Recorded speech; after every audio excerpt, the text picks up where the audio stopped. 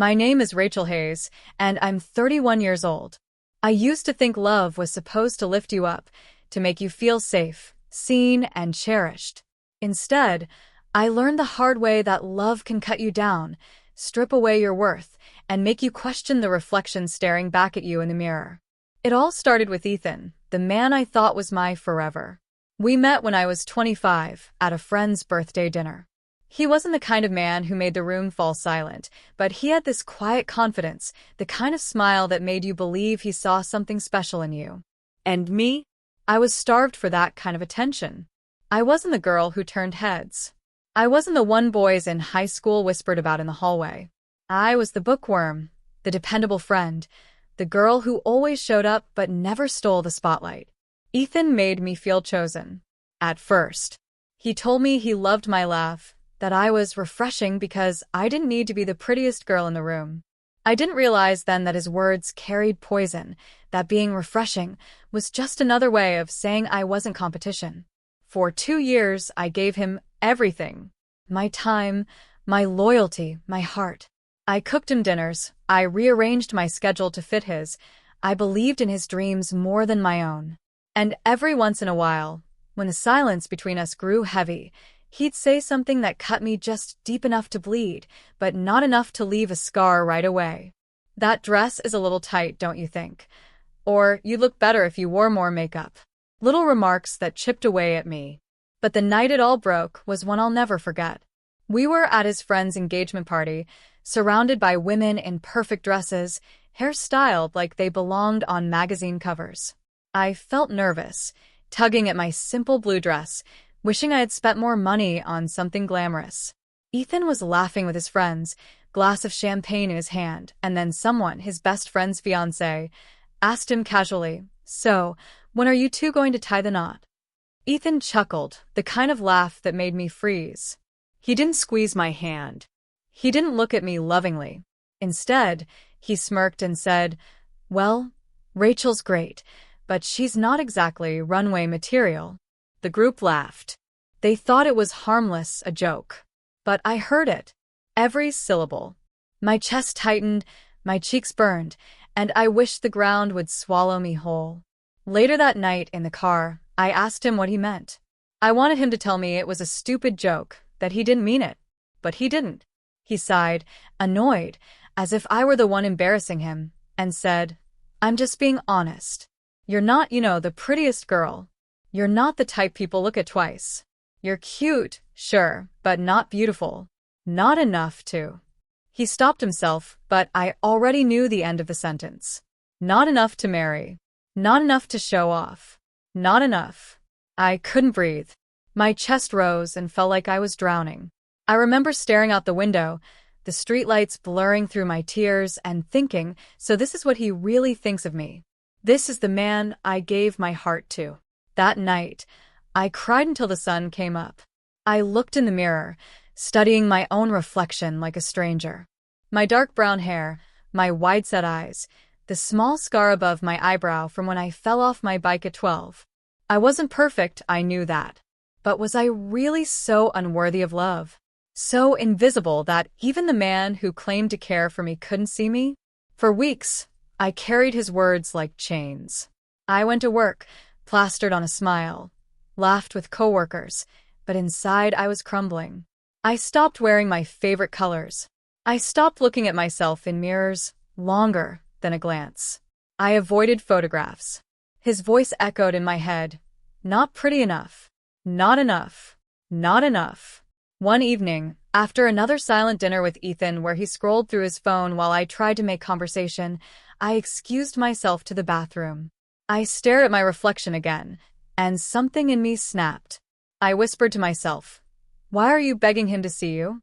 Why are you shrinking just because he can't see your worth?" It wasn't loud. It wasn't a sudden explosion of courage. It was small, fragile, but real. A seed of defiance. A week later, I left him. No dramatic fight, no screaming. I simply packed my things when he was at work, left the key on the counter, and walked away. He didn't even call that night. Or the next. That told me everything I needed to know. But leaving him didn't erase his words. They stayed with me, haunting me, pushing me down every time I tried to stand tall. Until something unexpected happened. My friend Maya dragged me to a local charity fashion show. "It'll be fun," she promised. "You need a night out." I didn't want to go, but I owed her that much. I sat in the audience, watching women of all shapes and sizes strut confidently down the runway, heads high, eyes sparkling. They weren't all supermodels. Some were curvy, some short, some older. But every single one radiated power. They weren't apologizing for existing. They weren't waiting for someone else to approve of them. And for the first time, I wondered, what if I could be like that? What if I could reclaim the part of me Ethan tried to destroy? When the show ended, I lingered in my seat, heart pounding with something I hadn't felt in months, hope. Maya nudged me and said, "You could do that, you know." I laughed bitterly. Me? Don't be ridiculous. But she just smiled and whispered, "That's exactly what he'd say. And that's exactly why you should." Her words lit a fire I didn't know I had left. That night, lying in bed, I replayed Ethan's voice in my head. Not pretty enough. And for the first time, I didn't cry. I clenched my fists, and I made myself a promise. One day, he would see me, not as the insecure girl who begged for his love, but as a woman who didn't need his validation. One day, he'd watch me walk the runway he swore I'd never belonged to. And when that day came, he'd realize that the only thing not enough was him. The morning after I made that quiet promise to myself, I woke up with puffy eyes and a pounding headache, but there was also a flicker of determination I hadn't felt in months. It wasn't loud or dramatic. It was almost embarrassing, like trying on a dress you know you're not ready to wear. But it was there. And I couldn't ignore it anymore. I had no idea where to start. I wasn't a model. I wasn't even someone who enjoyed taking pictures. I'd been hiding from cameras for years. But the thought of Ethan's smirk, the way he dismissed me as if I were disposable, pushed me out of bed and into the world that day. I started small. I pulled out a notebook and wrote 3 words in big, messy handwriting. I am enough. It felt stupid at first, almost childish. But every time I looked at those words, I felt a tiny surge of defiance. Like I was reclaiming something he'd stolen. That week, I joined a gym. Not because I wanted to shrink myself or become someone else, but because I needed to feel strong again. My body had become a stranger, weighed down by self-hatred. The first day I stepped onto the treadmill, I could hear Ethan's voice mocking me. "You don't belong here. You'll quit like you always do." But I didn't quit. I ran until my lungs burned and tears mixed with sweat. It wasn't pretty. It wasn't graceful. But it was mine. Maya cheered me on through it all. She was the kind of friend who saw through my walls, who called me out when I tried to hide. One evening, while we were sitting on her couch eating takeout, she looked at me and said, "So, when are you signing up for modeling class?" I almost choked on my noodles. "Are you insane?" She smirked. "Nope. I'm serious. I Googled it. There's a community class downtown. It's not like Vogue or anything. It's for beginners, normal people. But you'd be amazing." I laughed, but her words planted a seed. That night, I looked up the class. It was once a week, nothing glamorous, just basic runway training and posing techniques. The idea terrified me. But wasn't that the point? To do the thing that scared me? The first class, I almost didn't go. I sat in my car outside the building for 20 minutes, staring at the doors, my hands gripping the steering wheel so tight my knuckles turned white. My stomach twisted as I imagined everyone inside laughing at me, pointing out my flaws, telling me I didn't belong. But then I remembered Ethan's words, "Not pretty enough," and something in me hardened. I walked inside. The room smelled faintly of perfume and hairspray. A tall woman with sleek black hair introduced herself as Vanessa, the instructor. She looked like she'd stepped off a magazine cover, confident and flawless. "Welcome," she said warmly, her voice carrying no judgment, only encouragement. "Here, we're not chasing perfection. We're chasing confidence." Those words hit me like a lifeline. The first time I walked the makeshift runway, a taped line on the floor, I stumbled. My heels wobbled. My arms felt like heavy, awkward weights, and my face burned red. I heard laughter in my head, Ethan's laughter echoing. But then Vanessa clapped and said, "That's a start. Don't apologize. Own the stumble, own the walk. Confidence isn't about never falling, it's about never shrinking when you do." Week after week, I kept showing up. I learned how to hold my posture, how to keep my gaze steady, how to let my body move with purpose. And slowly, something began to shift. It wasn't just about the runway. It was about how I carried myself in everyday life. At work, I started speaking up in meetings instead of fading into the background. At coffee shops, I stopped hunching over my drink and started meeting people's eyes. Strangers smiled back. Some even complimented me. And for the first time in years, I started to believe maybe, just maybe, I wasn't invisible. But progress wasn't linear. There were nights when I collapsed into bed, tears soaking my pillow, convinced I was fooling myself. Ethan's voice never really went away. It lived in the back of my mind, waiting for moments of weakness. One night after a class where I tripped 3 times in front of everyone, I came home and stared in the mirror, whispering, "You're pathetic." He was right. But then I remembered the promise I made. One day, he'd watch me, and he'd regret every word. That promise became my anchor when doubt threatened to pull me under. Vanessa became more than an instructor. She became a mentor. One evening after class, she pulled me aside.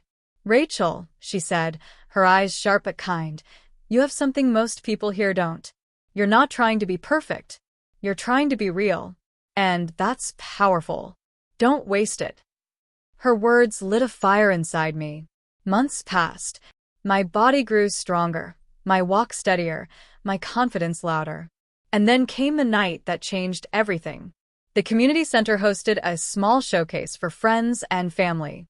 It wasn't a glamorous Fashion Week event, just a room filled with folding chairs, a borrowed spotlight, and a simple runway. But to me, it felt like the biggest stage in the world. Maya sat in the front row, clapping wildly, while my heart pounded like a drum. I wore a fitted black dress Vanessa had helped me pick, my hair pulled back, makeup soft but bold enough to make me feel alive. As my turn came, I stepped onto the runway. At first, I was terrified. I could hear whispers, see faces staring. But then something inside me shifted. I remembered every night I cried, every time Ethan's words cut me down, every moment I thought I wasn't enough. And instead of shrinking, I stood taller. One step, another. The click of my heels echoed like thunder. My chin lifted. My eyes locked forward. And suddenly, the room disappeared. It was just me and the promise I made. When I reached the end of the runway, I turned sharply, letting the dress flow around me, and walked back with steady strides. The applause rose, filling the room, and tears blurred my vision. Not because they saw me, but because for the first time I saw myself. Afterward, Vanessa hugged me tight. That, she whispered, was a woman walking in her power. I went home that night trembling, not from fear but from exhilaration. I collapsed onto my bed, laughing and crying all at once. I felt alive in a way I hadn't in years. But here's the thing about life. It doesn't give you triumph without testing you. A week later, I ran into Ethan. It was at the grocery store of all places. I was reaching for a carton of milk when I heard his voice behind me, casual, careless. "Rachel." I froze. My heart lurched, my hands trembling. I turned slowly, and there he was. Ethan. Same smug smile, same confident posture, as if no time had passed. "Wow," he said, looking me up and down. "You look different. Did you lose weight or something?" His words dripped with that same condescension I remembered too well. But instead of shrinking, I smiled politely. "No, Ethan." I just found myself. The look on his face was priceless, confused, almost irritated, like he couldn't quite place the woman standing in front of him. I didn't wait for him to respond. I picked up my milk, walked past him, and didn't look back. But as I drove home, my hands still shook. The encounter rattled me more than I wanted to admit. Seeing him reminded me of everything I had endured, everything I still carried. And deep down, I knew this wasn't over. One day, I wouldn't just bump into him at a grocery store. One day, he would see me where it mattered most, under the spotlight, on the runway. And when that day came, his words would haunt only him. Because I was no longer the girl who begged for his approval. I was becoming the woman who no longer needed it. The days after I ran into Ethan at the grocery store were a blur of emotions. Part of me felt proud that I hadn't broken down in front of him, that I had stood there, unshaken, and walked away. But another part of me, the quieter, weaker part, kept replaying his words, the way his eyes lingered on me as though he was trying to measure whether I was worth noticing now. It was a dangerous spiral, one I'd fought hard to escape. But instead of letting it drag me back, I turned that unease into fuel. I doubled down on my training, my self-care, my promise to myself. If he still saw me as the girl he could cut down with careless words, then he was going to be blindsided by the woman I was becoming. Vanessa must have sensed my fire because, a week later, she approached me after class with a smile that was both sly and serious. "Rachel," she said, crossing her arms, "how do you feel about auditioning for a real runway show?" My mouth went dry. Real? As in not the community center? As in, she said with a gleam in her eye, a small but professional show next month. Up-and-coming designers, a legitimate venue, and real press coverage. I think you're ready. Ready? The word echoed in my chest like a drum. I wanted to believe it, but fear wrapped around my ribs. What if I embarrass myself? What if they laugh at me? Vanessa leaned in. "Rachel, people don't laugh at women who own the stage. They follow them." That night, I didn't sleep.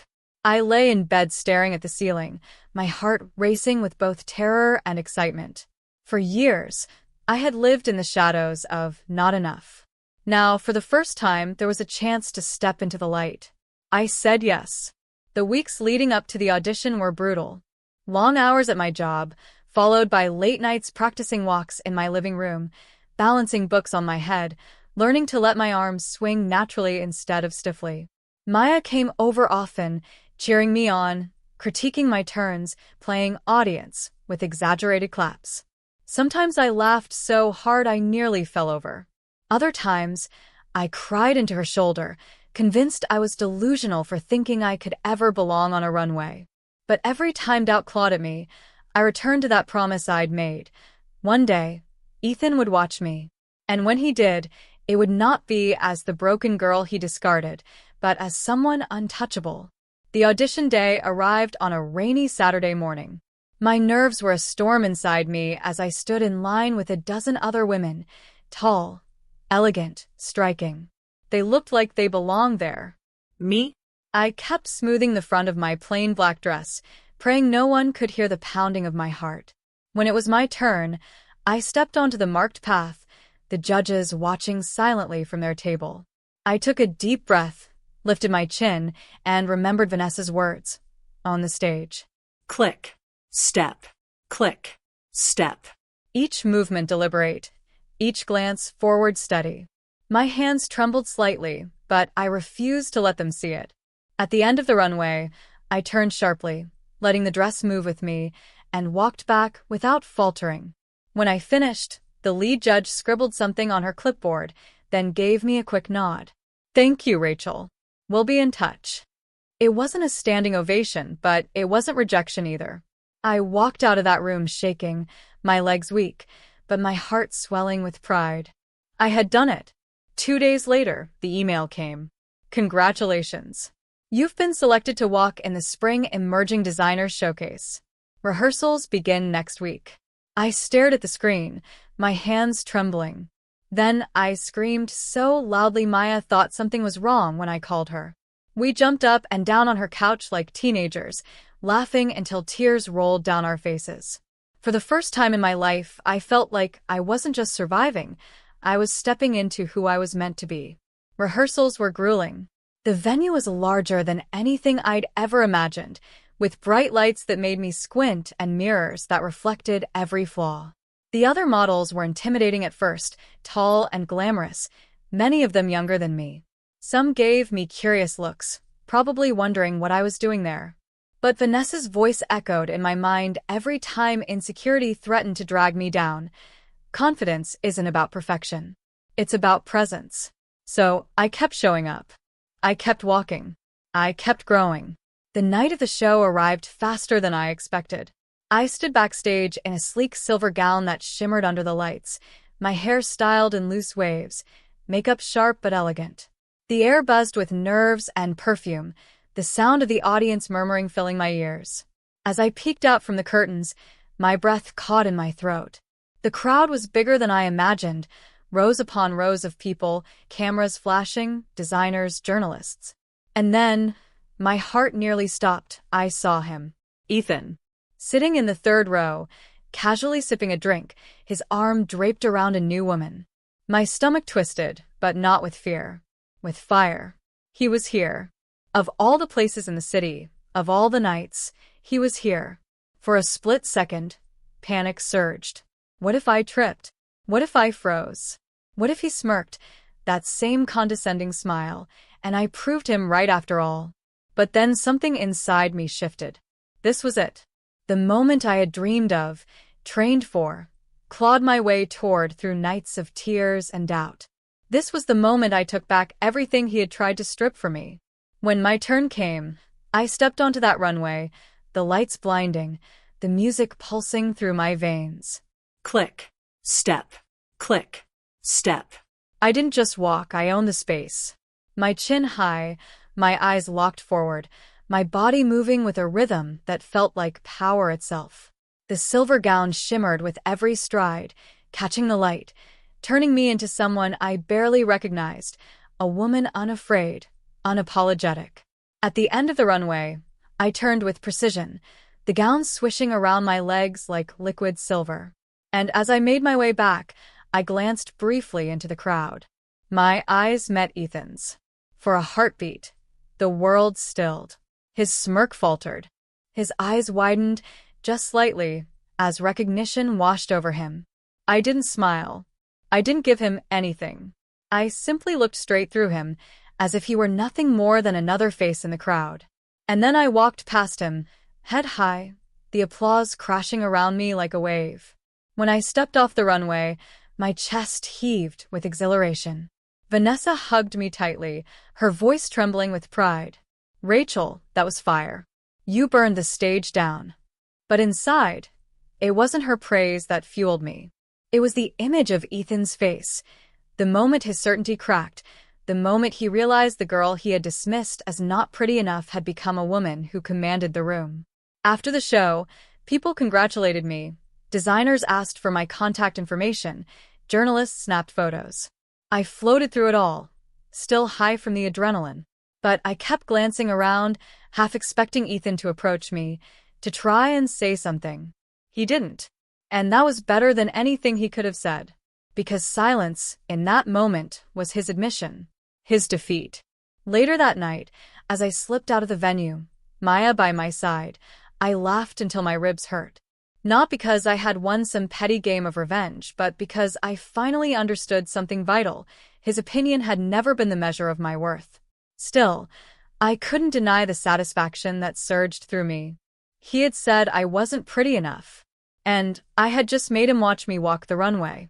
But deep down, I knew this was only the beginning, because the world was opening up before me, and I wasn't going back to the shadows ever again. The night of that runway show replayed in my mind like a movie I didn't want to end. The lights, the applause, the shimmer of the silver gown, and the look on Ethan's face, it was everything I had dreamed of and more. But once the adrenaline faded and I was back in my apartment, heels kicked off and makeup smeared, a strange emptiness settled in. For so long, my promise had been about proving him wrong. Now that I had, at least in that one fleeting moment, I couldn't help but wonder, what now? The answer came faster than I expected. 2 days after the show, I received an email from one of the designers, Lena Russo, whose collection I had modeled. She wanted me for her next showcase, something bigger, with press coverage from local fashion magazines. My heart nearly exploded as I read her words. You carry presence. Confidence. That's rarer than beauty. I'd be honored if you'd walk for me again. I cried. Not because of Ethan, not because of revenge, but because someone saw me. Really saw me. For who I was becoming, not for who I wasn't. From there, doors began to open. Slowly at first, small gigs, photo shoots for local boutiques, another runway here and there. But with each step, I felt myself growing into the version of me I used to think was impossible. My posture straightened even when I wasn't on stage. My smile came easier. My reflection no longer looked like a stranger. But with opportunity came pressure. The modeling world wasn't gentle. I heard whispers about my age, that at 31, I was late to the game. Photographers sometimes made subtle comments about my weight, my skin, my height. In a world obsessed with perfection, there was always something I lacked. At first, those comments cut deep, threatening to pull me back into old insecurities. But then I remembered Ethan's voice, and how wrong he had been. I wasn't here to fit into someone else's narrow box of beauty. I was here because I had fought tooth and nail to claim my space. And I wasn't going to give it up. Maya became my anchor through it all. She attended every show she could, screaming louder than anyone else in the audience, even embarrassing me sometimes. One night, after a particularly tough rehearsal where a choreographer barked at me for being too stiff, I broke down in my car. Maya climbed into the passenger seat, wrapped her arms around me, and whispered, "Rachel, you've already won. Don't let anyone tell you otherwise. You're walking for every girl who has ever told she wasn't enough." Her words carried me through the darkest days. Still, Ethan's shadow lingered. He hadn't reached out after the show. Part of me was relieved, but another part ached with unfinished business. It was strange. I didn't want him back, not even close, but I wanted closure. I wanted to look him in the eye and tell him he no longer had power over me. That chance came sooner than I imagined. One evening, Lena invited me to a networking event, a cocktail party filled with designers, photographers, and potential clients. I was nervous but excited, eager to prove I belonged. I wore a sleek red dress that hugged me in all the right places, my hair styled in soft waves, lips painted a bold crimson. As I stepped into the glittering venue, heads turned. For once, I didn't shrink under their gaze. I embraced it. I mingled, smiled, shook hands, tried to absorb every conversation. And then, across the room, I saw him. Ethan. He wasn't alone. He stood with a small group of men, laughing, drink in hand, the same smug demeanor as always. But when his eyes landed on me, something flickered. Surprise. Hesitation. And then that smirk, the one that had haunted me for years.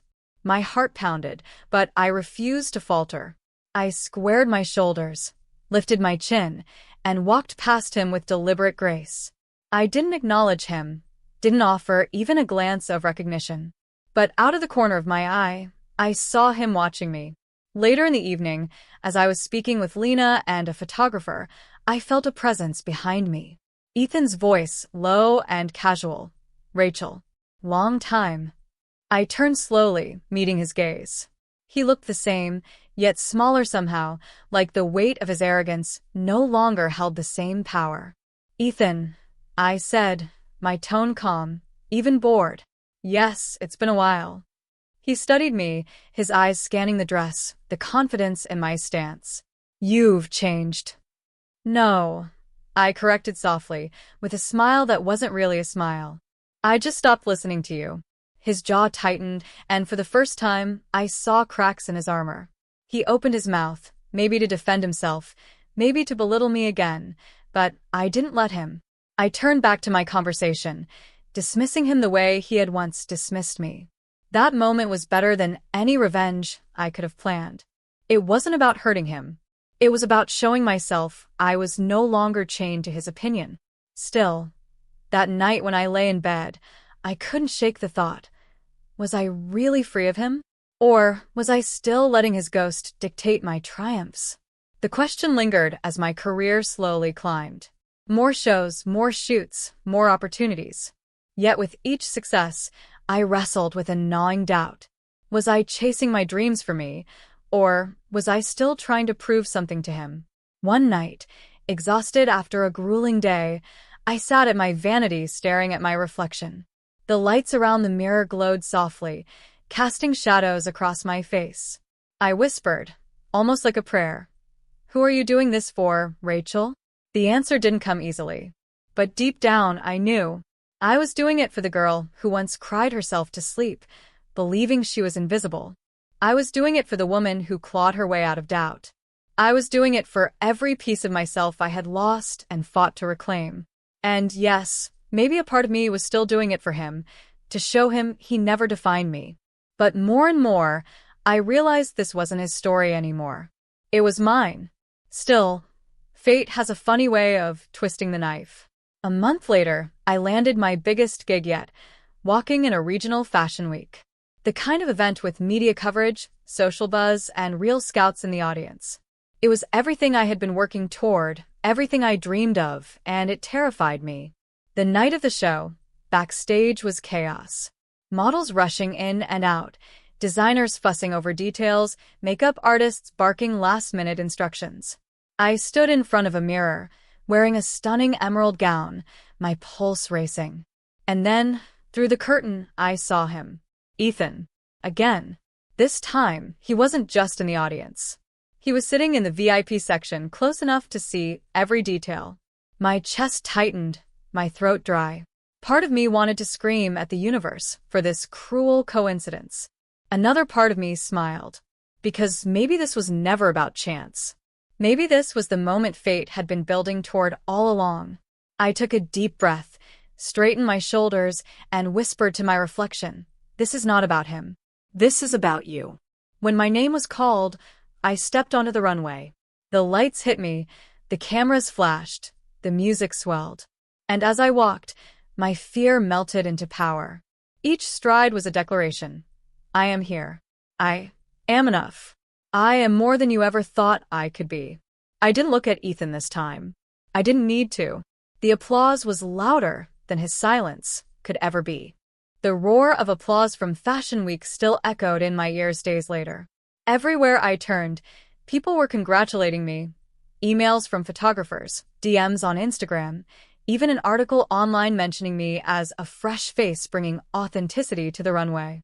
For someone who once believed she was invisible, it felt intoxicating. But the higher you climb, the steeper the fall can be. It started with Lena. She had been my biggest supporter, the first designer to believe in me. After Fashion Week, she invited me to lunch at a trendy little cafe downtown. I wore a simple white blouse and jeans, but even so, people glanced at us as we sat by the window, as if sensing something important was happening. "You were magnificent," Lena said, sipping her espresso. "The way you carried that emerald gown, it was art." The press noticed too. "I have designers calling me, asking about you." My heart soared. "Really? Really?" she said, but then her expression shifted. A shadow passed over her face. "Rachel, I need to warn you. The industry isn't always kind. Not everyone will celebrate you." I frowned. "What do you mean?" She hesitated, then pulled out her phone and slid it across the table. On the screen was a post from a fashion blogger, accompanied by a photo of me on the runway. The headline read, "Too old? Too average? Why some models don't belong on the catwalk." My chest constricted as I read the words. The blogger had torn me apart, my age, my looks, even my walk. They called me a pity pick, suggesting I only got the job to make the show seem inclusive. I wanted to laugh it off, pretend it didn't matter. But the words cut deep, reopening wounds I thought had healed. "Don't believe it," Lena said firmly. "This is jealousy, nothing more. They see you breaking molds, and it threatens them. That's why they lash out." I nodded, but the old doubts clawed their way back. Was I fooling myself? Was I still just the girl Ethan said wasn't pretty enough, only now dressed up in designer gowns? For days, I spiraled. I avoided mirrors, avoided social media, avoided even Maya's calls. At night, I lay awake, hearing Ethan's voice and now the blogger's voice mixing together into a chorus of cruelty. Finally, Maya stormed into my apartment, arms crossed, eyes blazing. "Enough, Rachel. What is going on? I tried to brush her off, but she wouldn't let me. She grabbed my phone, pulled up the article, and read it aloud with exaggerated mockery. Too old, too average, please. This blogger couldn't walk in heels if their life depended on it. And who cares what they think? Did you hear that applause at Fashion Week? Did you see the cameras flashing? You're not average, Rachel. You're extraordinary. Her words cracked something open in me. Tears spilled down my cheeks, but they weren't just from pain. They were from the realization that I was letting strangers steal the power I had fought so hard to reclaim. I'm scared, I admitted. What if they're right? What if I don't belong? Maya knelt in front of me, holding my hands. Listen to me. You belong because you decided you do. Not because Ethan said so, not because a blogger says so, not even because a designer says so. You belong because you showed up when no one thought you could. That's your power. Her conviction lit a spark in me again. But Betrayal wasn't finished with me yet. 2 weeks later, I was booked for a shoot with a luxury brand. It was the biggest opportunity of my career, the kind that could open doors to national campaigns. I arrived on set early, my nerves buzzing with anticipation. The studio smelled of hairspray and coffee, racks of gowns lined up like treasures waiting to be unveiled. The photographer, Caleb, was a well-known name in the industry, charismatic, confident, the kind of man everyone seemed to admire. At first, he was charming, complimenting my look, making jokes to ease the tension. But as the day wore on, his behavior shifted. During a break, while I adjusted my dress, he leaned in too close, his hand brushing my arm in a way that made my skin crawl. You know, he said softly, you've got something special. But special only gets you so far. Connections favors, that's how you really move up. My stomach twisted. His meaning was clear. I pulled away, forcing a smile. Thank you, but I'd like to focus on the work. His eyes narrowed, the charm slipping. Suit yourself. The rest of the shoot was tense, his tone clipped, his directions sharp. By the end, I felt drained, humiliated, and furious. A week later, when the campaign photos were released, my face wasn't among them. I had been cut from the final selection. No explanation. No apology. Just gone.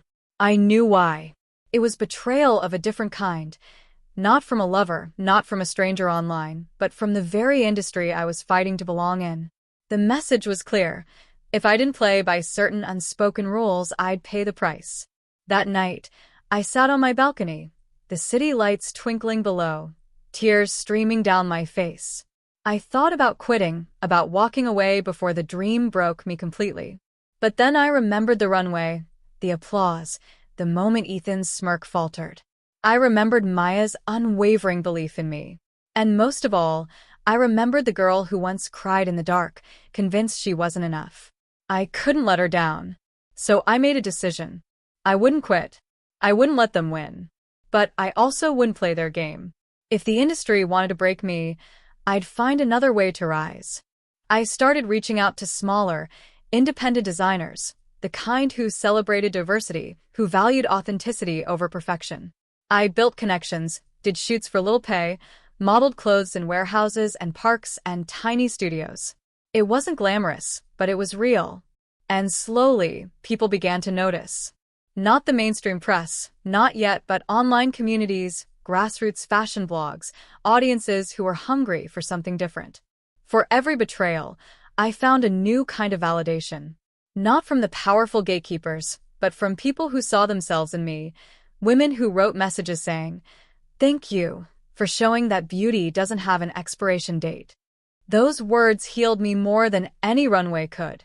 But just as I was finding my footing again, Ethan returned to my life in the most unexpected way. One evening, after a small but successful independent show, I was packing up backstage when I heard a voice behind me. "Rachel." I turned and there he was, Ethan. His expression unreadable, his tone softer than I remembered. "You are incredible out there," he said. "I mean really incredible." For a moment, I couldn't speak. All the years of pain, all the nights of tears, all the whispers of not enough crashed into me. And here he was, offering praise as if his opinions still mattered. I steadied myself, took a breath, and met his eyes. "I don't need you to tell me that anymore." The look on his face, surprise, regret, maybe even shame, was almost enough to make me falter. But I didn't. Because I finally understood. The real betrayal wasn't his words years ago, or the blogger, or Caleb the photographer. The real betrayal would be if I ever believed them again. And I never would.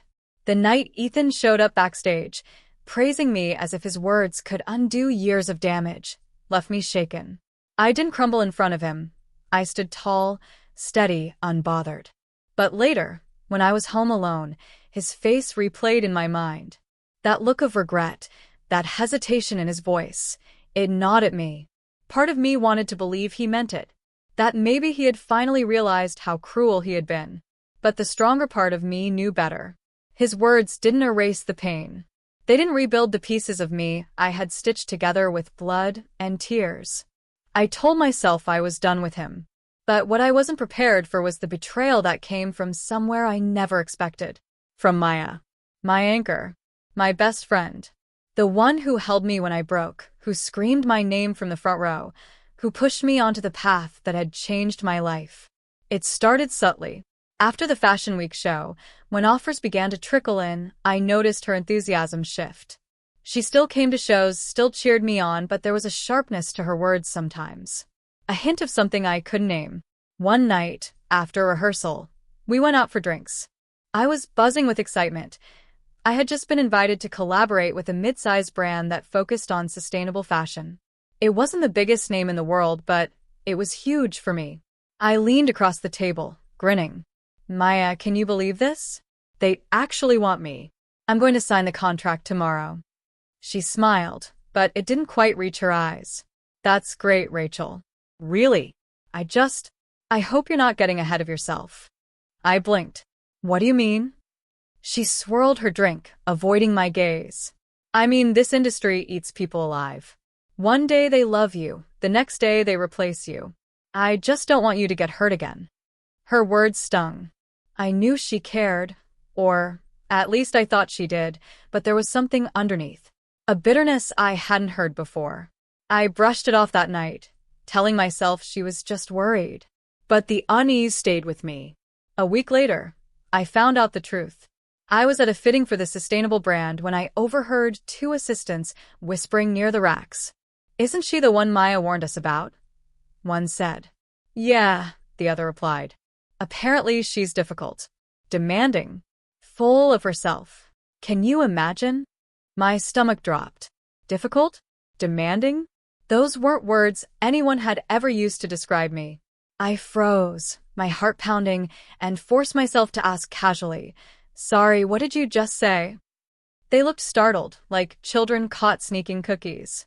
Finally, one muttered, We heard some things. From someone close to you." And suddenly it clicked. Maya. My best friend had spoken about me to them, not to protect me, not to support me, but to poison their view of me. I made it through the fitting, smiling, thanking everyone, but inside I was shattered. That night, I confronted her. She was sitting on her couch, scrolling her phone, when I burst in. "Why?" I demanded. My voice cracked. "Why would you tell people I'm difficult? That I'm full of myself?" She looked up, startled, then sighed heavily, setting her phone down. "Rachel, you don't understand." "Then explain it to me." My chest heaved. Explain how the one person I trusted most could stab me in the back. Her eyes filled with tears, but her words were sharp. "Because I'm losing you, Rachel. Don't you see? For years, it was us. Just us. And now you're this star. You're on runways, in magazines, getting invitations I can't even dream of. And I'm still here, watching you rise while I'm stuck." I stared at her, stunned. "So what? You decided to drag me down instead of standing with me?" Her voice broke. "I didn't mean to. I hated how everyone looks at you now. Like you're untouchable. Like you don't need me anymore." Her confession pierced me in a way Ethan's words never had. Ethan was cruel because he never loved me. But Maya betrayed me because she did. Because she loved me, needed me, and couldn't handle the distance my success had created. I sank onto her couch, tears spilling down my face. Maya, I always needed you. I still need you.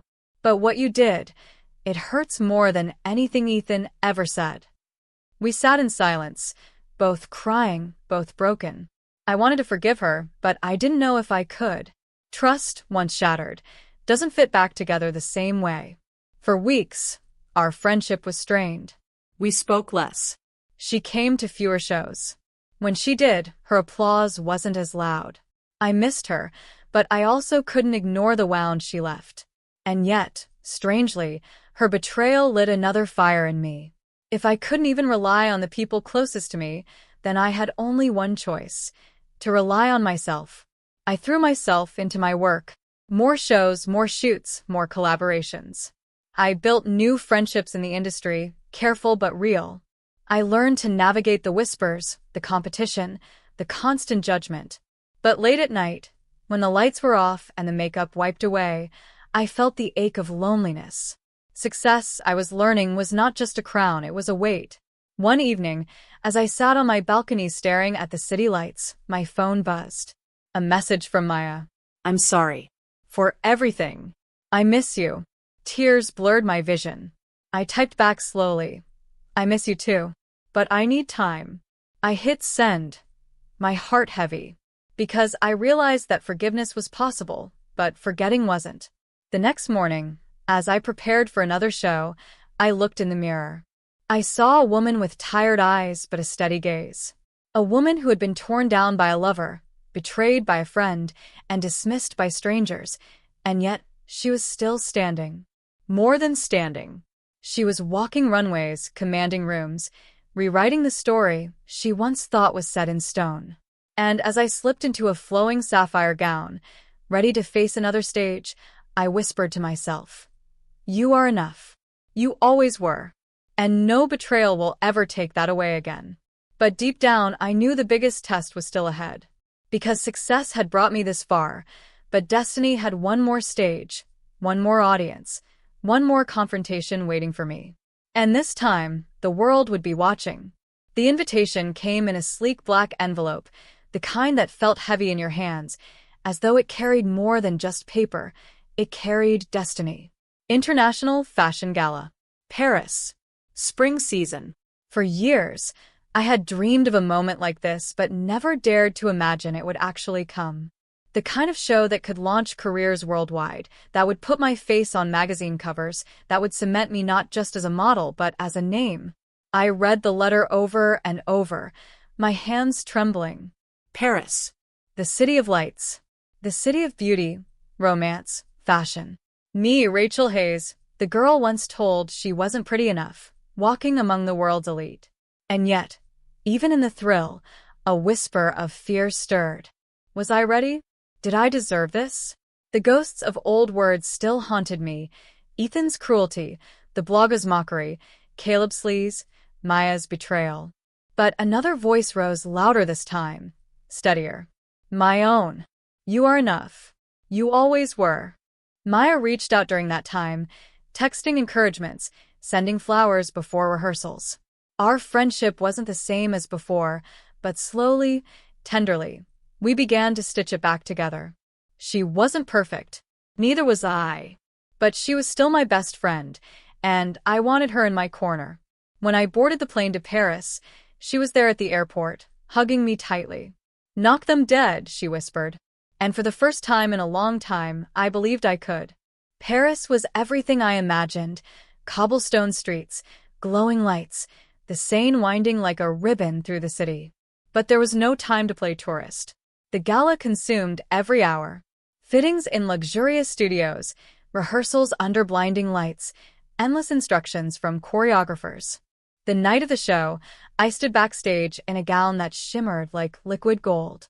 The fabric clung and flowed in all the right places, catching every flicker of light. My makeup was bold but elegant, my hair swept into a sleek style that made me feel like royalty. As the music began, the stage came alive. One by one, models stepped out, the crowd's applause swelling. My turn drew closer, my heart pounding like a drum. I closed my eyes, whispering to myself, "This is yours, Rachel. This is the moment you were made for." And then I stepped out. The runway stretched before me like a golden path, cameras flashing, eyes fixed on every movement. I walked with steady grace, each step deliberate, powerful. The gown shimmered, my chin lifted, my eyes fierce. I wasn't just walking, I was telling a story. The story of a girl who was told she wasn't enough. The story of a woman who refused to believe it. Halfway down the runway, I felt it, a shift in the air, a flicker in the crowd. My gaze swept briefly across the audience, and there he was. Ethan. Of all the places, of all the nights, he was here. Sitting near the front, his expression unreadable. For a split second, the world tilted. My chest tightened, my throat dry. This was the man who had once broken me with a single sentence, whose words had haunted me for years. But then, just as quickly, the fear melted away. Because this was not his moment. It was mine. I didn't look at him again. I didn't need to. At the end of the runway, I turned sharply, the gown swirling like fire around me, and walked back with unshakable confidence. The applause rose, thunderous, filling me with a power so strong it drowned out every doubt, every scar, every betrayal.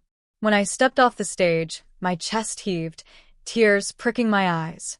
Vanessa, who had flown in to support me, hugged me tightly. "Rachel," she whispered, her voice trembling, "you didn't just walk that runway. You owned it." The rest of the show blurred. More gowns, more applause, more flashes of light. But I carried only one truth inside me. I had done it. Later, at the after-party, as champagne glasses clinked and music pulsed, Ethan approached me. For the first time in years, I let myself really look at him. He seemed smaller, somehow. Older. The arrogance that once seemed unshakable now looked fragile.